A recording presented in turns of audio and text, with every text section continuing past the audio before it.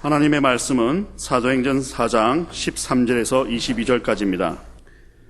그들이 베드로와 요한이 담대하게 말함을 보고 그들을 본래 학문 없는 범인으로 알았다가 이상히 여기며 또 전에 예수와 함께 있던 줄도 알고 또 병 나은 사람이 그들과 함께 서 있는 것을 보고 비난할 말이 없는지라 명하여 공회에서 나가라 하고 서로 의논하여 이르되 이 사람들을 어떻게 할까? 그들로 말미암아 유명한 표적 나타난 것이 예루살렘에 사는 모든 사람에게 알려졌으니 우리도 부인할 수 없는지라. 이것이 민간에 더 퍼지지 못하게 그들을 위협하여 이후에는 이 이름으로 아무에게도 말하지 말게 하자 하고 그들을 불러 경고하여 도무지 예수의 이름으로 말하지도 말고 가르치지도 말라 하니 베드로와 요한이 대답하여 이르되 하나님 앞에서 너의 말을 듣는 것이 하나님의 말씀을 듣는 것보다 옳은가 판단하라. 우리는 보고 들은 것을 말하지 아니할 수 없다 하니 관리들이 백성들 때문에 그들을 어떻게 처벌할지 방법을 찾지 못하고 다시 위협하여 놓아주었으니 이는 모든 사람이 그 된 일을 보고 하나님께 영광을 돌림이라. 이 표적으로 병 나은 사람은 40여세나 되었더라. 아멘. 프랑스의 위대한 시인이자 비평가인 동시에 사상가인 폴 발레리는 20세기 전반기 프랑스 지성계의 거목이었습니다. 대문호 앙드레 지드와 필생의 친구 사이를 이루었던 폴 발레리가 프랑스 지성인에 대한 영향력을 얼마나 크게 가지고 있었던지 1945년 그가 타계했을 때 드골 정부가 그를 국장으로 예우해 줄 정도였습니다. 그 폴 발레리가 남긴 많은 금언들 가운데 이런 말이 있습니다. 그대가 용기를 내어 생각하는 대로 살지 않으면 멀지 않아 그대는 사는 대로 생각하게 되리라. 참으로 가슴에 와 닿는 말입니다. 폴 발레리의 관점에서 우리는 이 세상에 사는 모든 사람들을 두 부류로 분류하게 됩니다. 첫째는 생각하는 대로 사는 사람이고 둘째는 사는 대로 생각하는 사람입니다. 우리 각자는 어느 부류에 속하고 있습니까? 아니, 진정한 그리스도인이 되기 위해서는 어느 쪽에 속해야 하겠습니까?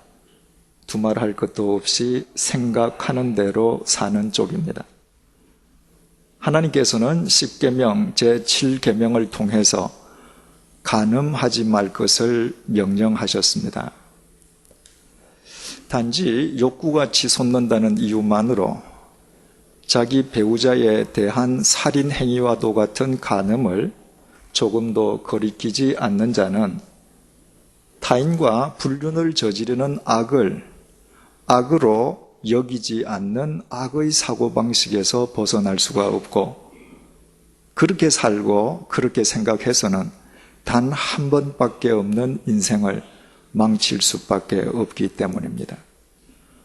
하나님께서 8계명을 통해서 도둑질하지 말라, 9계명을 통해서 거짓말하지 말라, 또 10계명에서 남의 것을 탐내지 말라 명령하신 이유 또한 다 같은 의미에서입니다.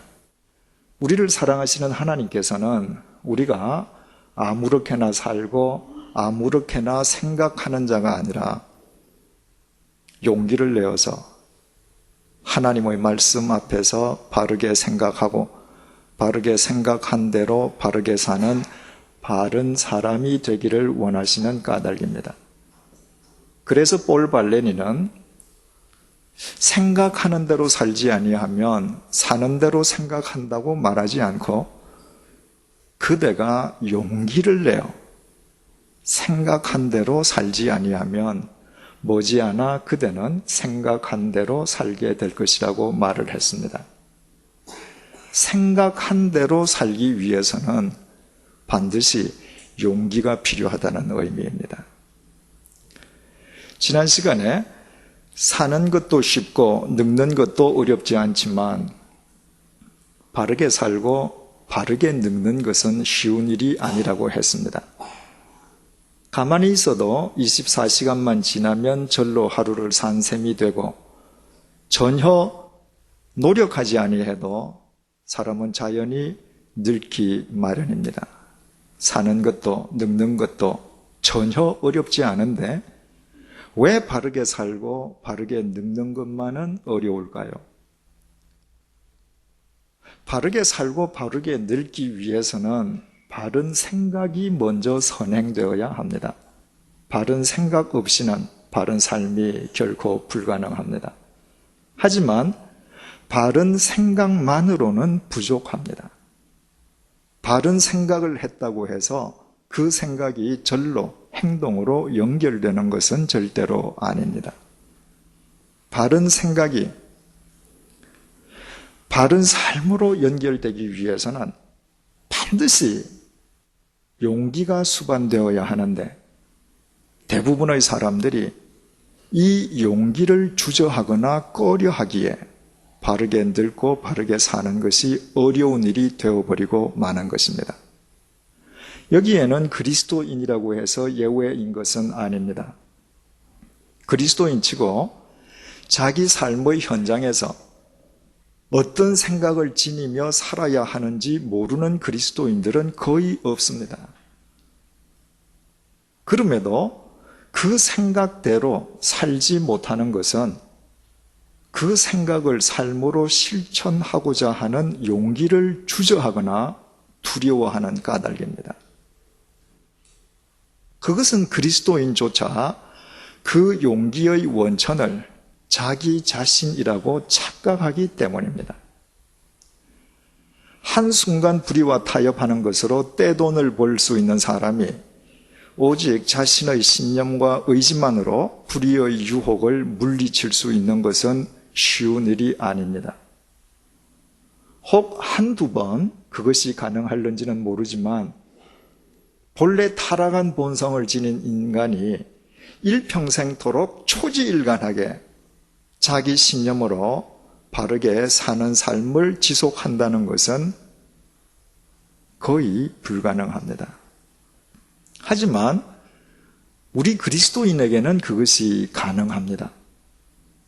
우리 그리스도인에게 그것이 가능할 수 있는 용기의 출처는 우리 자신이 아니라 삼위일체 하나님이시기 때문입니다. 그리스도인이 주님의 말씀 안에서 말씀을 쫓아 바르게 생각하고 바르게 생각한 대로 살아가고자 할 때 천지를 창조하신 하나님께서 그 삶의 결과를 책임져 주실 것을 알고 확신하는 까닭에 그리스도인들은 주님을 의지해서 그 용기를 다할 수 있게 되는 것입니다.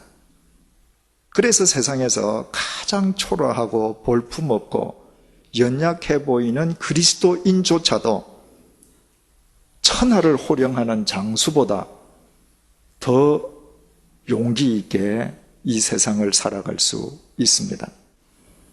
우리가 19주째 살펴보고 있는 성전 미문앞 거린을 통해서 오늘 마지막으로 얻을 수 있는 메시지가 바로 이것입니다.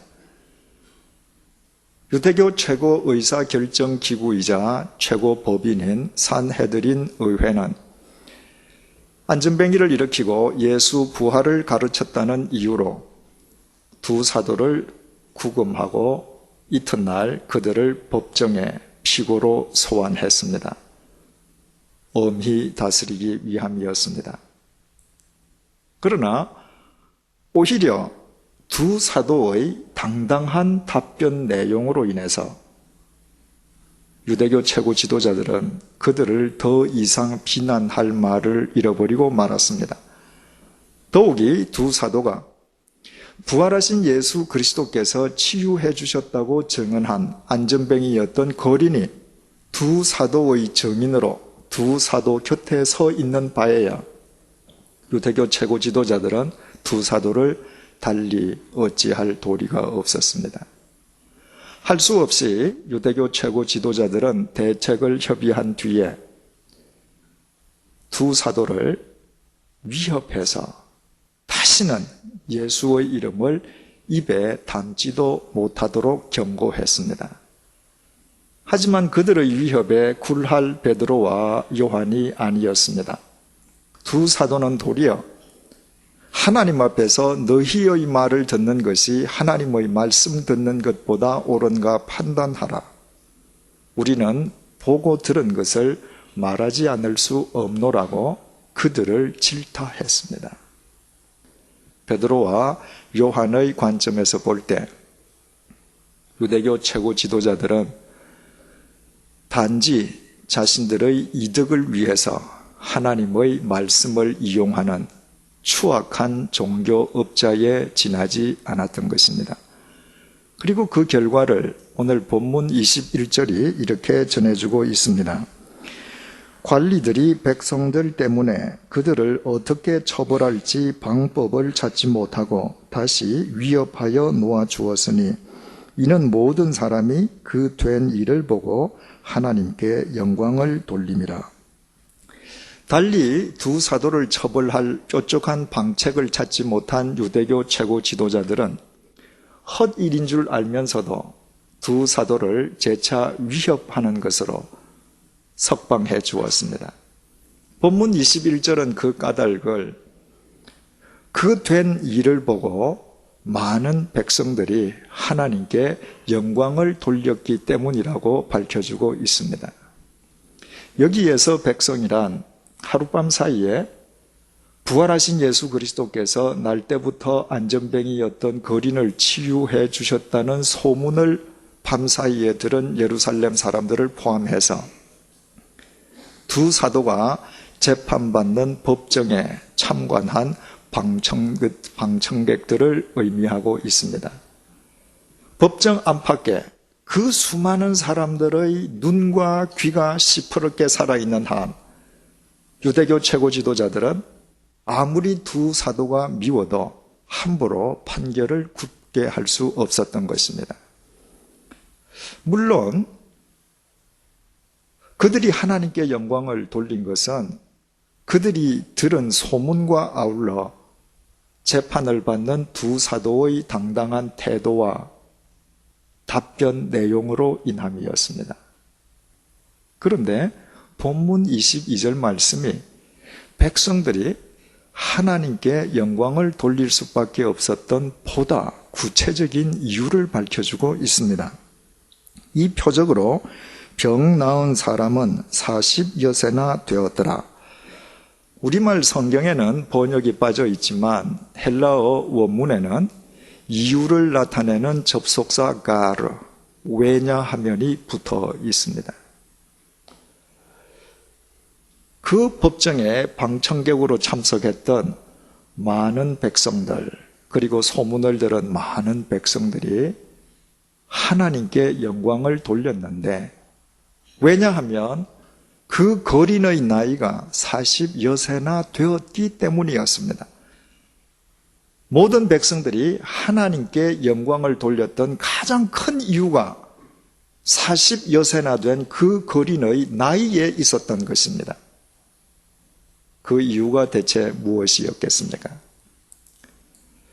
그 안전뱅이는 본래 어린아이가 아니었습니다.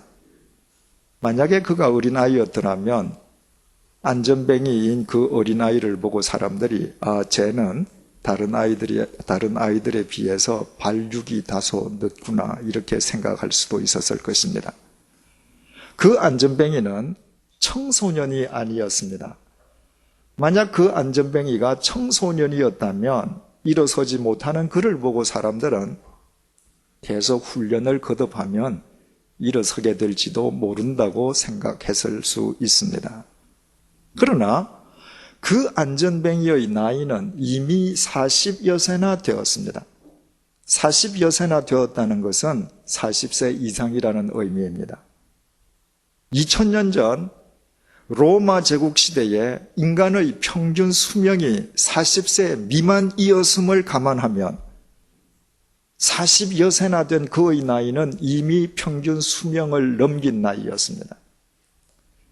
인간이 태어나서 평균 수명을 넘기기까지 안전뱅이로 살았다면 그가 절로 일어설 수 있는 확률은 전무합니다. 그런데 그가 40여세나 된 그 나이에 자기들 눈앞에서 일어나 걷는 것입니다. 불가능한 일이 예수 그리스도의 이름으로 현실 속에서 사실로 일어난 것입니다. 그래서 백성들은 40여세나 된 그의 나이를 생각하면서 하나님께 영광을 돌렸습니다. 그뿐만이 아니었습니다. 백성들이 40여세나 된 그의 나이로 인해서 하나님께 영광을 돌렸던 더 큰 이유가 있습니다. 40여세나 된 그의 나이에 그 거린이 하나님과 사람 앞에서 보여주었던 용기로 인함이었습니다. 그 거린이 나음을 입을 때의 나이는 평균 수명이 지난 40여세의 나이였습니다. 이제 그에게 살 날이 하루일 수도 있고 이틀일 수도 있고 일주일밖에 없을 수도 있습니다. 날 때부터 안전뱅이였던 사람이 평균 수명을 넘긴 나이에 어느 날 느닷없이 일어서게 되었다면 얼마 남지 않은 자기 생애 동안 보고 싶은 것이 얼마나 많고 하고 싶은 일이 얼마나 많고 가고 싶은 장소가 얼마나 많겠습니까? 그는 안전뱅이였으면 모르되 인생 말년에 갑자기 일어나게 된 이상 그 누구보다 그 어느 때보다 자기만을 위해 사는 이기적인 삶을 살기가 십상이었습니다.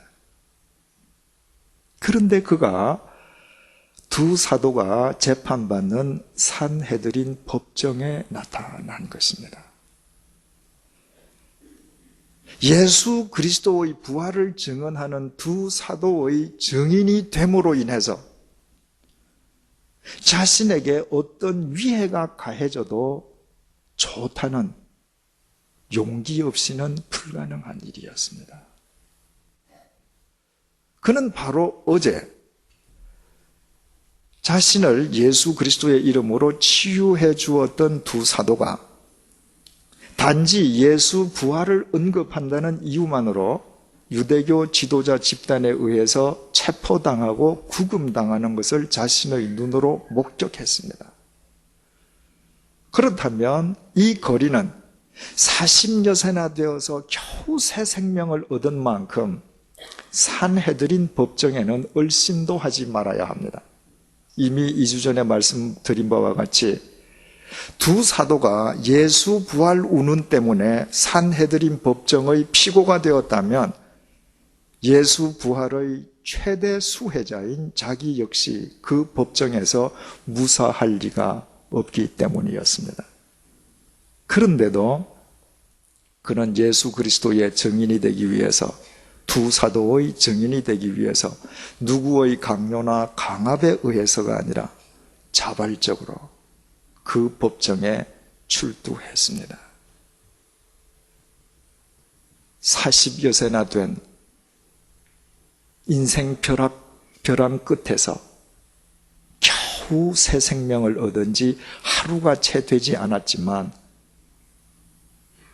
예수 그리스도를 위해 자신이 경험한 진리를 위해 그 하루가 채 지나기도 전에 새로 얻은 새 생명을 잃어도 좋다는 용기였습니다.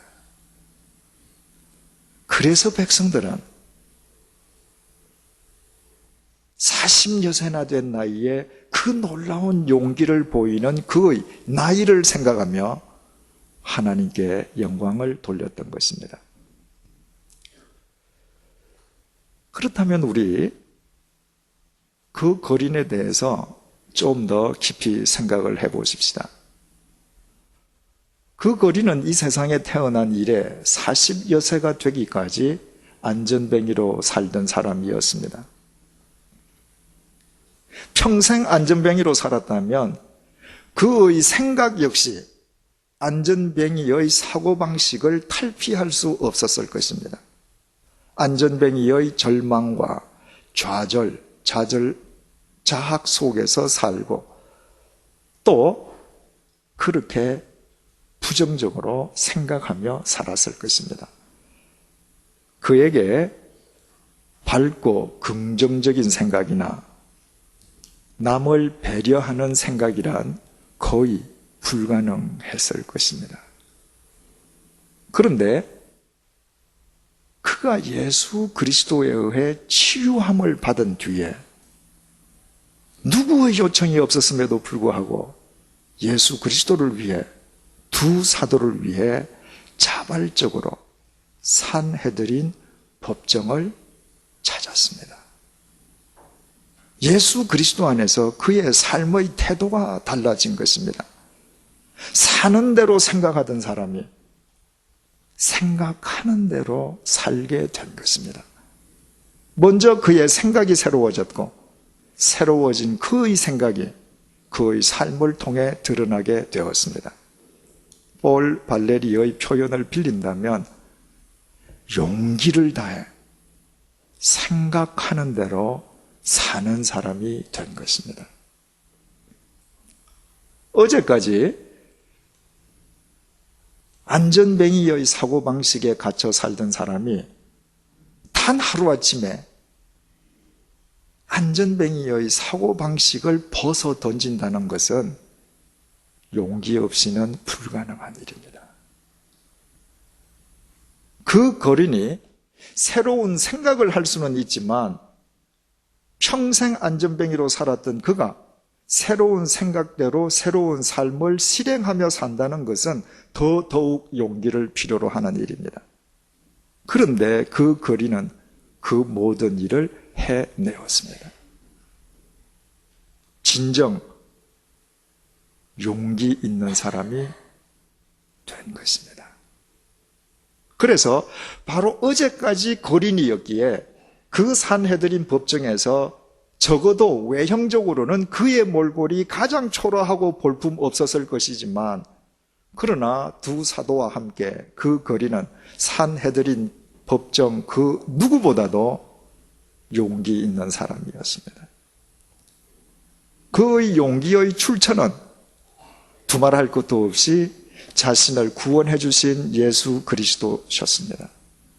자신을 구원하신 예수 그리스도에게 자신의 생을 내던지고 예수 그리스도의 말씀 안에서 바르게 생각한 대로 용기를 내어 살아갈 때 자기 인생 말년에 자신을 살려주신 예수 그리스도께서 자기 삶의 결과를 반드시 책임져 주실 것임을 자신의 경험으로 확신했던 것입니다. 그리고 그의 확신은 헛되지 않았습니다. 그가 믿었던 예수 그리스도께서는 2000년이 지난 오늘날까지 하늘나라에서뿐만 아니라 사도행전 본문 이야기를 통해서 우리 가운데에서도 그가 살아있게 해 주셨습니다. 이처럼 용기 있는 그리스도인들의 이야기는 비단 성경 속에만 국한되어 있는 것은 결코 아닙니다.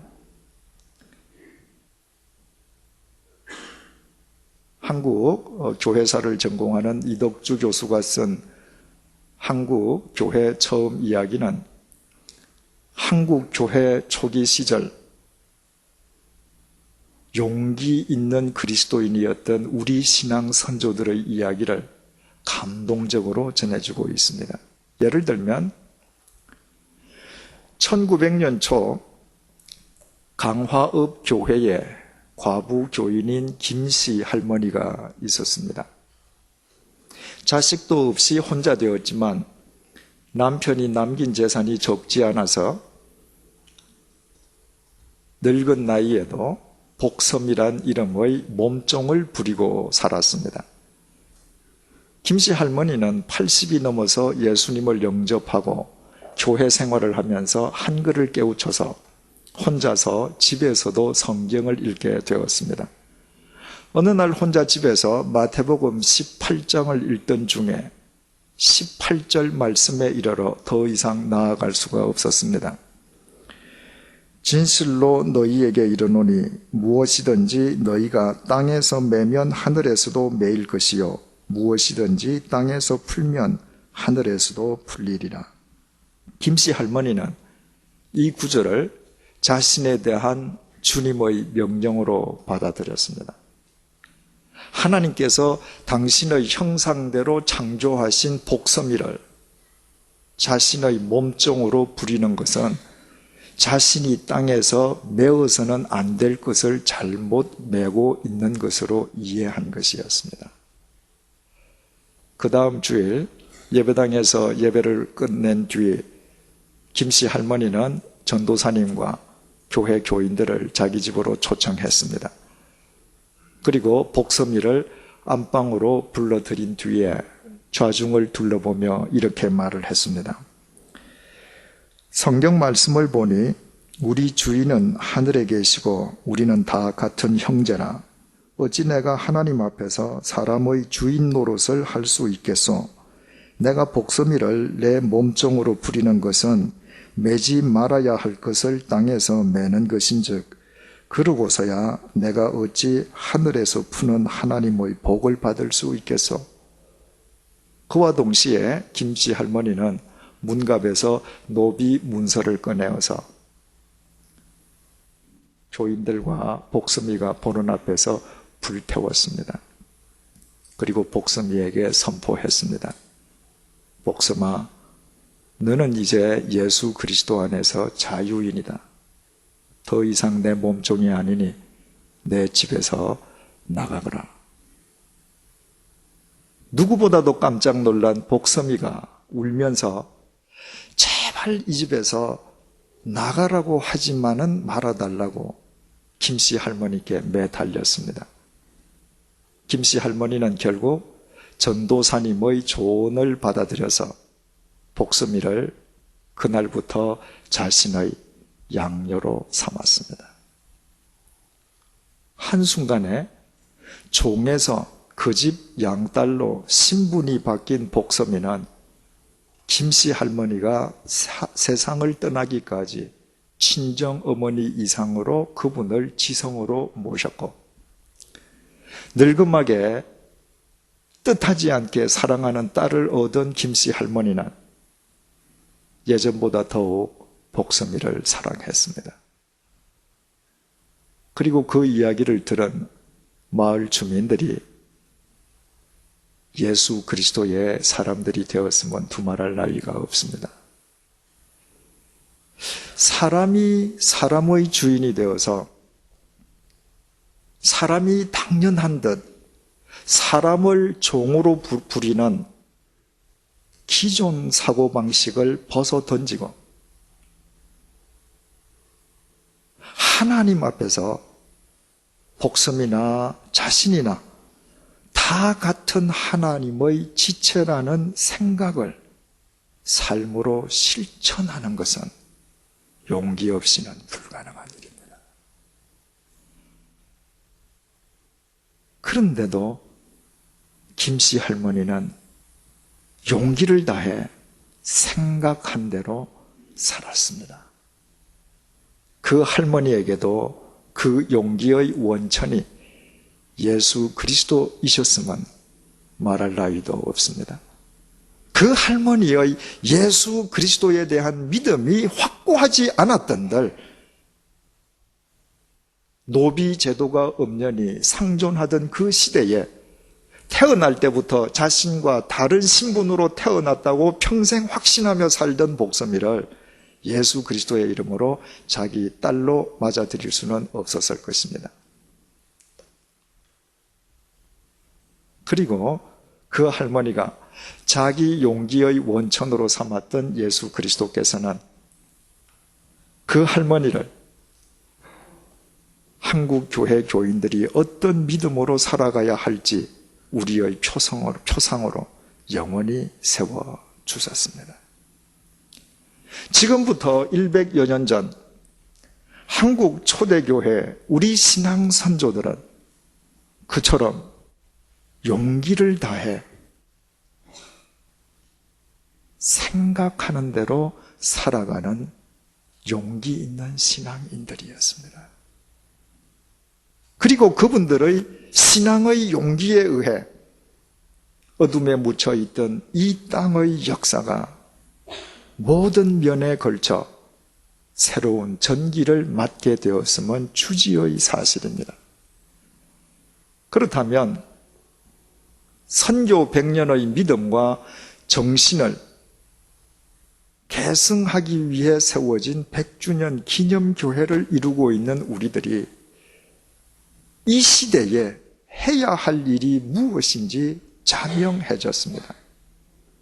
언제부턴가 한국 교회가 상실한 신앙의 용기를 회복하는 것입니다. 주님을 믿는다면서도 사는 대로 생각하는 것이 아니라 주님 안에서 바르게 생각하는 대로 용기를 다해 살아가는 것입니다.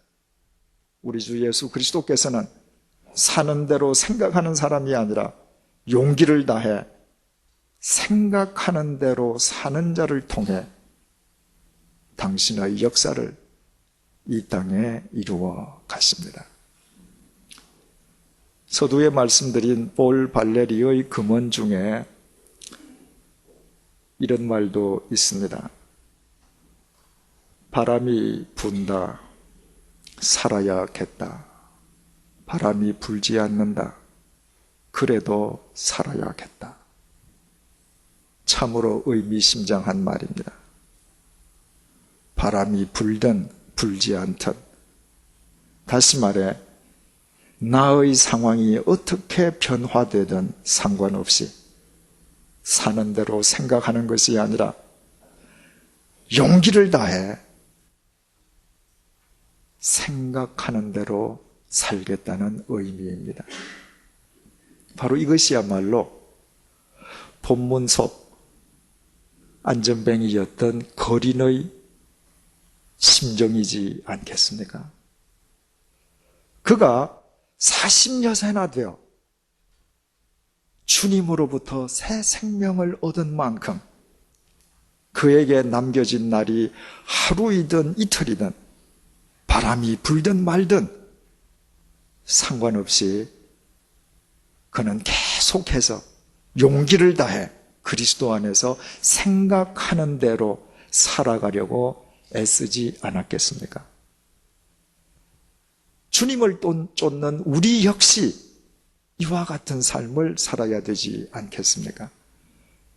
우리가 영적 안전뱅이였을 때, 우리가 주님을 알지도 못할 때 주님께서 먼저 우리를 찾아오시어 당신의 생명으로 우리를 일으켜 세워주셨습니다. 그렇다면 이제 우리는 영적 안전뱅이의 부정적인 생각을 벗어버리고 예수 그리스도 안에서 용기를 다해 생각하는 대로 살아가는 진정한 그리스도인이 되어야 되지 않겠습니까? 그 일을 돕기 위해 오늘 이 시간도 주님께서 우리를 불러주시고 우리와 함께하고 계시지 않습니까? 사랑하는 교우 여러분, 바람이 불든 말든 40세 이상이든 미만이든 한국인의 평균 수명을 넘었던 미달했던 우리를 살려주신 예수 그리스도에게 우리의 생을 온전히 던지십시다. 어떤 경우에든 용기를 다해 그분 안에서 그분을 의지하여 생각하는 대로 살아가십시다. 그때 우리로 하여금 100주년 기념교회를 이루게 하신 주님의 귀하신 뜻이 우리의 삶을 통해 이 혼탁한 시대 속에 아름답게 결실될 것입니다. 그대가 용기를 다해 생각하는 대로 살지 않으면 머지않아 그대는 사는 대로 생각하게 되리라. 기도하시겠습니다.